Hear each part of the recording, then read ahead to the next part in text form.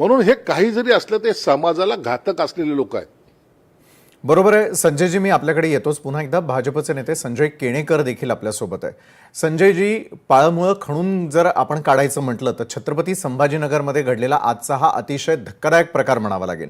निदा त्या ठिकाणी एखाद्या निर्जन स्थळी राहते काय? तिला तिथले मतीन पटेल यांचा पाठिंबा मिळतो काय? MIM हे सगळं का घडवून आणताना दिसते? बरं, एवढं झाल्यानंतर तिनं काय कोणाचा खून केलेला आहे का असा प्रतिप्रश्न ज्या वेळेला येतो त्यावेळेला भाजप या संदर्भामध्ये काय करताना दिसून येणार आहे? कारण अनेक वेळेला लव जिहाद प्रकरण असेल, धर्मांतर प्रकरण असेल, याचे प्रकार दिवसेंदिवस वाढत चाललेले आहे. ज्या मुली यावेळेला पाहत आहेत किंवा त्यांचे पालक यावेळेला पाहत आहेत त्यांच्यापर्यंत काय मेसेज यावेळेला द्यावासा वाटतो संजय केणेकर?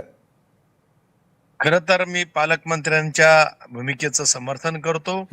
निश्चितपणे ज्या पद्धतीने या जिहादी विचाराचं समर्थन करणारे खासदार इम्तियाज, माजी खासदार इम्तियाज जलील आणि मुळातच छत्रपती संभाजीनगर असो, मालेगाव असो, हे आता यांचे गड झालेले आहे. आणि यामुळं लँड जिहाद असो, लव जिहाद असो किंवा धार्मिक धर्मांतर असो किंवा गो हत्या असो, या भूमिका घेऊन खऱ्या अर्थानं ज्या पद्धतीने हे चालू आहे हे एक मोठं रॅकेट आहे. आणि या रॅकेटला आश्रय देत राजकीय ही मंडळी जी आहे ही पूर्ण या रॅकेटला आश्रय देऊन ताकद देण्याचं काम करतात. कारण ही मुळात जिहादी विचाराचं आहे. याचं मूळच हे हैदराबाद निजामाचं आहे. आणि त्यामुळे या मागच्या काळात आम्ही 1 वर्ष उशिरा स्वातंत्र्य झालं याच्या आमच्या मराठवाड्याला आणि या निजामाला घालवण्याचं काम आपल्या वल्लभभाई पटेलांनी केलं. आणि निश्चितच असाच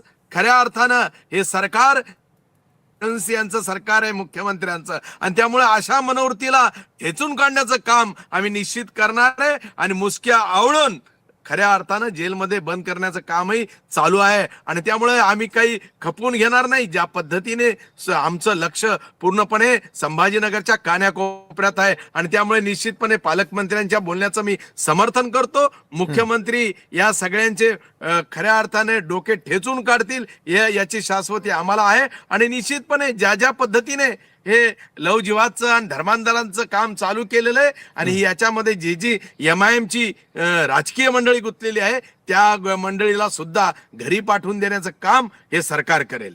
बरोबर आहे संजयजी, मी आपल्याकडे येईल. मात्र संजय शिरसाट यांना मला प्रश्न विचारायचा आहे.